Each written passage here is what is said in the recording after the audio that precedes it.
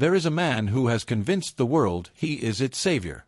A man who tells us he is building rockets to save humanity, building electric cars to rescue the planet, and buying social media companies to protect free speech. Billions of people worship him. Governments fear him. Journalists chase him.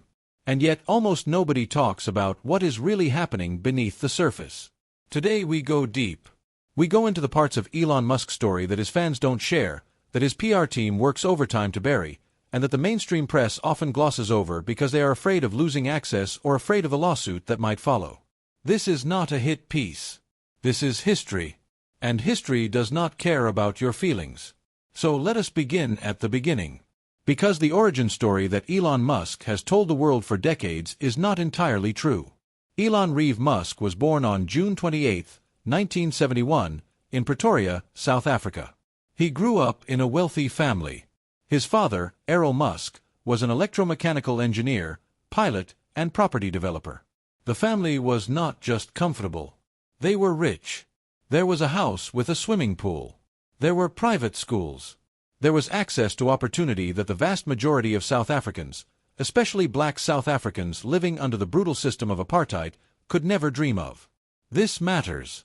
Because for years, Elon Musk crafted a narrative of a self-made man who escaped nothing and built everything from scratch.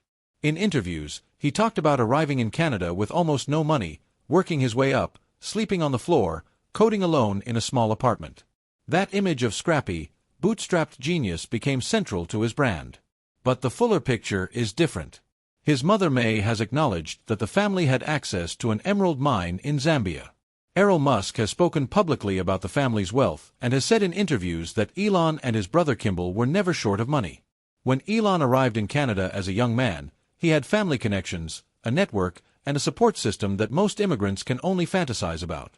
None of this means he is not intelligent. None of this means he did not work hard. But the myth of the starving genius who built empires from nothing is a carefully constructed lie. And it matters because that myth is the foundation of everything Musk sells you, including himself. Now let us talk about Zip2 and X.com, the two early companies that made Musk rich long before Tesla or SpaceX ever existed. Musk and his brother started Zip2, an online city guide software company, in 1995. They did not write all the code themselves. They had a small team. They struggled. They nearly lost control of the company multiple times. The board eventually pushed Elon out of the CEO role because investors did not trust his management. He was made chairman instead. The company was sold to Compaq in 1999 for over $300 million. Musk personally made around $22 million. Then came X.com, an online payment company. Musk founded it with his Zip2 money. X.com later merged with a company called Confinity, which had a product called PayPal. And here is where the story gets very ugly. The PayPal founders, including Peter Thiel, Max Levchin, and others, clashed intensely with Musk. There were allegations that Musk wanted to move PayPal's entire infrastructure away from Unix to Microsoft systems, a decision the engineering team believed was catastrophic. While Musk was on his honeymoon, the board staged what has been described as a coup. They voted him out as CEO. He remained a shareholder and made nearly $180 million when eBay acquired PayPal in 2002. Musk has since rewritten this history in his public telling. He frames himself as the visionary who built PayPal. But many of the actual architects of that company have gone on record to paint a very different picture. The word they often use is chaos. The pattern that would define his management style for the next 2 decades was already visible. Let us talk about Tesla. Because the myth of Elon Musk as the founder of Tesla is one of the most persistent and most successful pieces of corporate mythology in modern history. Elon Musk did not found Tesla. Tesla Motors was founded in 2003 by Martin Eberhard and Mark Tarpenning. 2 men. Engineers. Visionaries who had a genuine belief in electric vehicles at a time when the entire automotive industry laughed at the idea. Musk joined as chairman of the board in 2004 after leading Tesla's first round of funding with his PayPal money. He was an investor and a board member. A critical one, yes, but not a founder. Eventually, through a series of internal conflicts, Musk pushed Eberhard out. Then he pushed Tarpenning out. Then he rewrote the legal settlement to allow himself to be called a co-founder. Eberhard publicly contested this for years. He said Musk was not involved in the founding of the company, was not present at the founding meeting, and did not come up with the concept. Musk successfully lobbied to have himself listed as a co-founder. It is now how he is described in virtually every article and biography. The real founders became footnotes. One of them, Martin Eberhard, described his experience being pushed out of the company he created as one of the most painful experiences of his life. Ask yourself this. If you built something from scratch, nurtured it, believed in it when nobody else did, and then someone with deeper pockets took your chair and eventually took your title and your legacy, what would you call that? Now let us talk about the workers. Because whatever you think of Elon Musk the visionary, Elon Musk the employer is a starkly different person. At Tesla's Fremont factory in California, workers have described conditions that sound more like a warehouse in a dystopian novel than a cutting-edge American manufacturing plant. Multiple reports from investigative journalists and from the workers themselves describe grueling 12-hour shifts, high rates of injury, pressure to meet impossible production quotas, and a culture where raising safety concerns could get you sidelined or fired. The injury rate at Tesla's Fremont factory has consistently been above the industry average for automotive manufacturers. The WorkSafe nonprofit and various labor investigators have documented this over multiple years. Workers have described being discouraged from reporting injuries to keep the official numbers down. They have described supervisors telling them to push through pain. They have described ambulances being called to the factory floor with troubling regularity. In 2018, during the period Musk himself called production hell for the Model 3, there were reports of workers fainting on the production line, being taken out in ambulances, and returning to work the same day because they feared losing their jobs. This is not a rumor. These are documented accounts from named workers who spoke to journalists from outlets including The Guardian and Reveal News. Musk responded to some of this coverage by attacking the journalists on Twitter. He questioned their motives. He called the reporting dishonest. He did not address the specific injury data. This is a pattern we will return to. And when workers at Tesla's Buffalo factory, which handles customer support operations, began organizing with the Communications Workers of America Union, Tesla responded with what labor experts described as a classic union-busting campaign. Workers were questioned about their union activities. Pro-union employees were let go. In 2023, the National Labor Relations Board issued a complaint against Tesla for illegally firing pro-union workers. Musk is one of the most vocal opponents of unions in the American corporate world. He has called union organizers parasites. He has argued that unions are bad for workers. And yet, independent data on workplace safety and worker testimony paints a picture of conditions that are precisely why unions exist in the first place. SpaceX is the company Musk is most proud of. And there is genuine achievement there. The development of reusable rockets was a real breakthrough. The Falcon 9, the Dragon capsule, the partnerships with NASA, these are real accomplishments that involve thousands of brilliant engineers. But SpaceX, too, has a shadow. The company is not publicly traded, which means it operates with almost no public financial transparency. It has received billions of dollars in government contracts and government subsidies. A 2021 analysis by the Los Angeles Times found that Musk's companies had received an estimated $5 billion in government support, including contracts, subsidies, tax breaks, and loans. SpaceX alone has received billions in NASA and Department of Defense contracts. This is the same man who rails against government dependency, who celebrates free market capitalism, who tells workers they should pull themselves up by their bootstraps. His fortune and his companies are deeply intertwined with public money, public infrastructure, and government partnerships.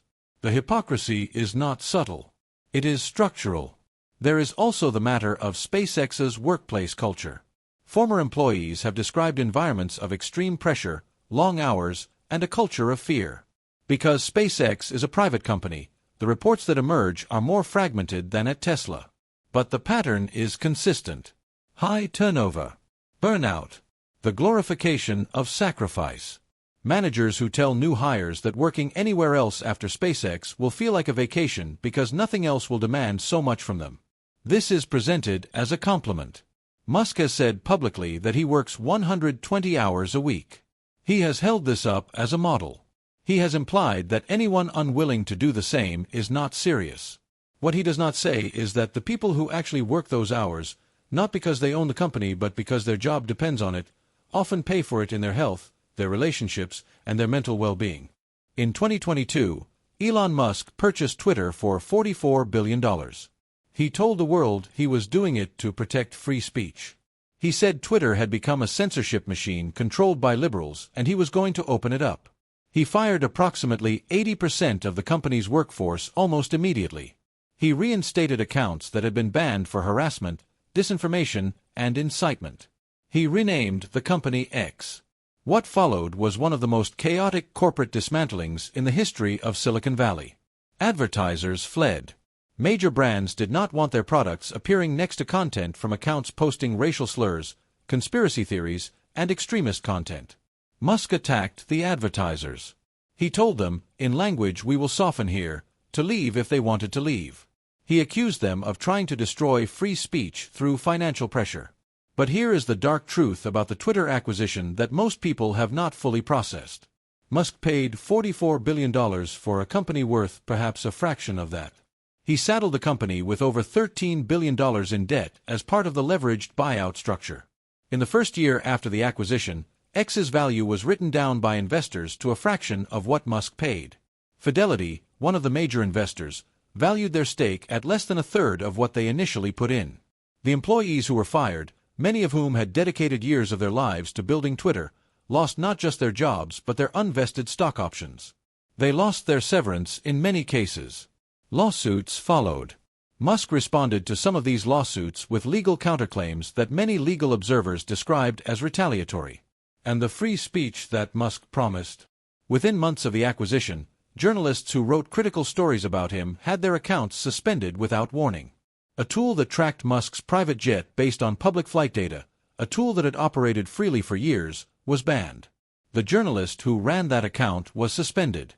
When other journalists reported on this, they were suspended too. Musk held a live Twitter space to discuss the matter and defended the suspensions. The man who bought a platform in the name of free speech suspended journalists for journalism. The contradiction was total. His defenders argued it was his platform and he could do what he wanted. That is legally true. But it is also a revealing window into what free speech actually means to Elon Musk. It means speech he agrees with. Speech that flatters him. Speech that does not inconvenience him. Everything else is a threat. Let us talk about his personal life. Because the way a person treats the people closest to them tells you something that no press release can hide. Musk has had children with multiple women. As of 2023, he has at least 11 children with at least 3 women. He has spoken openly about his belief that low birth rates in the developed world are a civilizational crisis. He has encouraged people to have more children. He positions himself as leading by example. But one of his children, Vivian Jenna Wilson, who was assigned male at birth and later transitioned, publicly cut off contact with her father.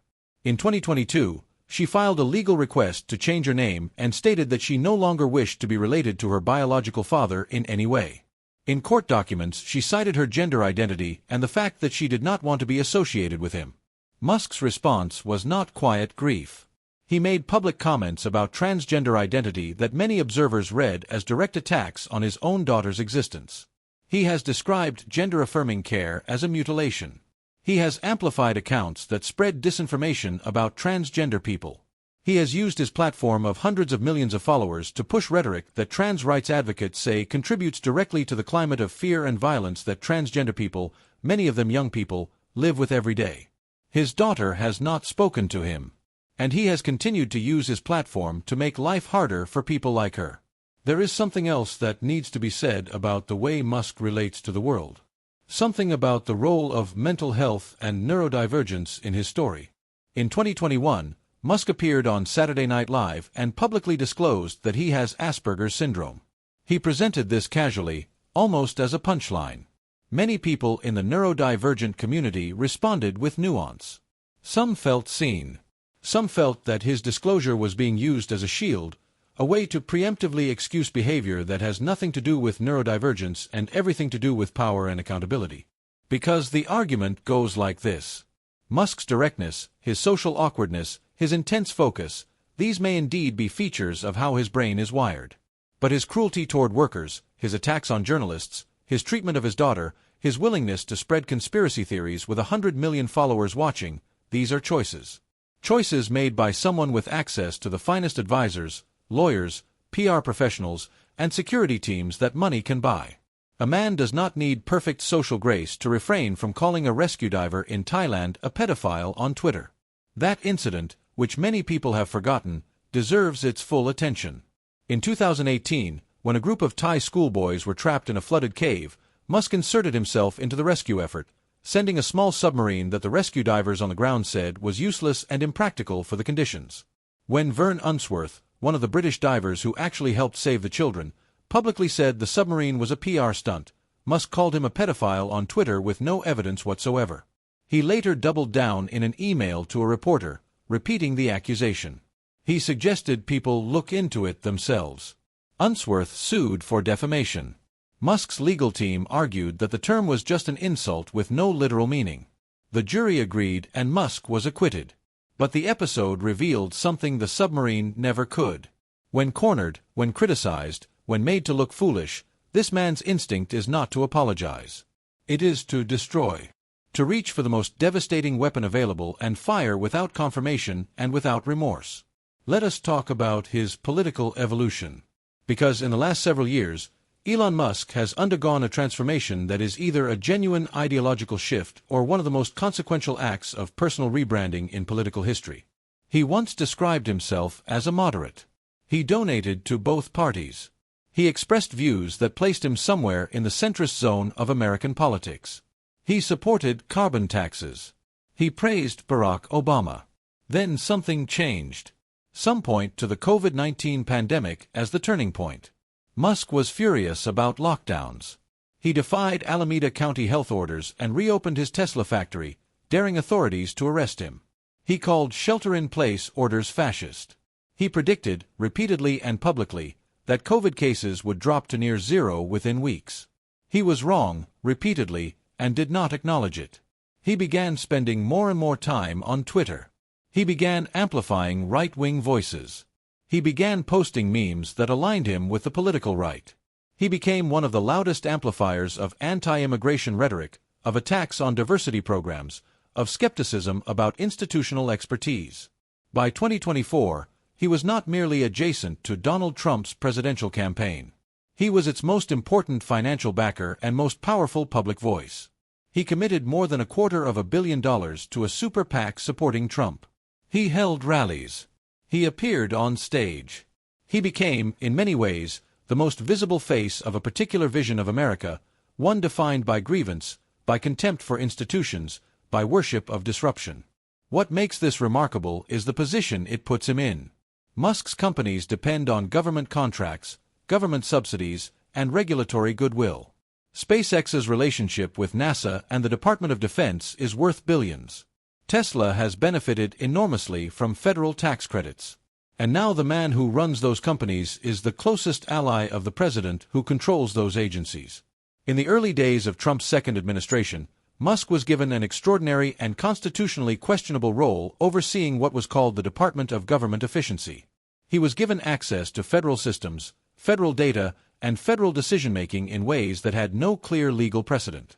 His companies stood to benefit directly from the decisions made by the agencies he was now influencing. If this had happened with a Democrat, if a billionaire with billions in government contracts had been given an unofficial but powerful role in a Democratic administration, the right-wing media would have called it treason. Instead, they called it bold. There is a question that sits at the heart of all of this. A question that history will eventually have to answer. Is Elon Musk a genius who is saving humanity?